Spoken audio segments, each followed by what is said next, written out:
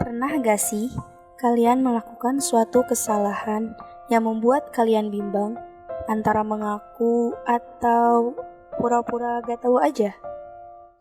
Ya, pasti selalu terbersit dalam pikiran untuk berbohong dan memilih bodo amat aja.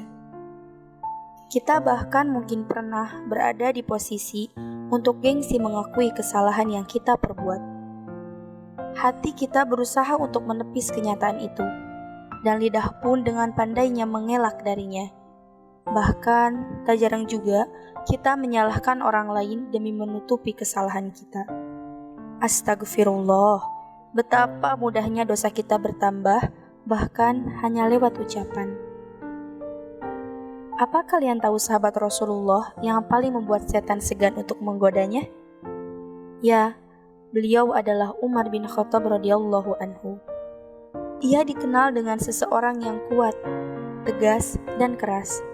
Tetapi, ia juga tetap seorang manusia. Suatu hari, beliau pernah tersinggung oleh ucapan Abu Bakar. Hatinya luka, ia pulang. Dan Abu Bakar ditinggalkannya untuk menjaga agar luka hatinya tidak bertambah parah. Di sisi lain, Abu Bakar menyesal atas kejadian itu. Akhirnya, ia pun pergi ke rumah Umar untuk meminta maaf. Namun, Abu Bakar lebih merasa tersiksa lagi hatinya. Sebab, ketika ia meminta maaf kepada Umar, ternyata Umar tidak mau memberi maaf kepadanya.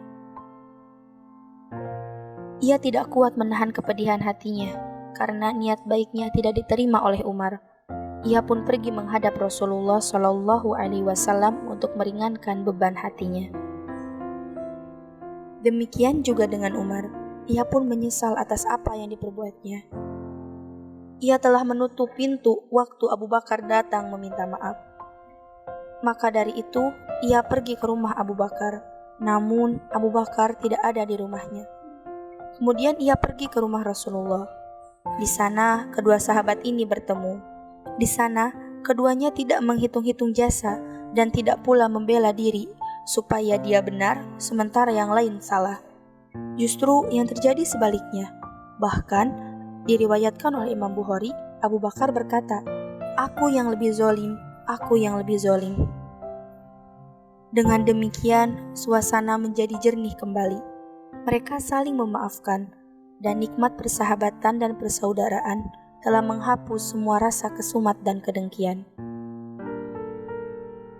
Hal itu terjadi berkat ketakwaan mereka yang mendorong untuk kembali ke jalan yang aman, yang diridhoi oleh Allah Subhanahu wa Ta'ala.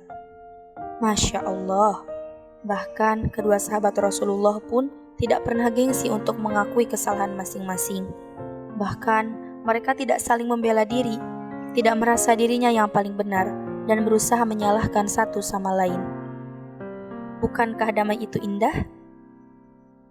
Maka dari itu, yang hari ini di hatinya masih ada luka, masih menyimpan dendam, dan masih belum bisa memaafkan, maka maafkanlah dan ikhlaskan semuanya.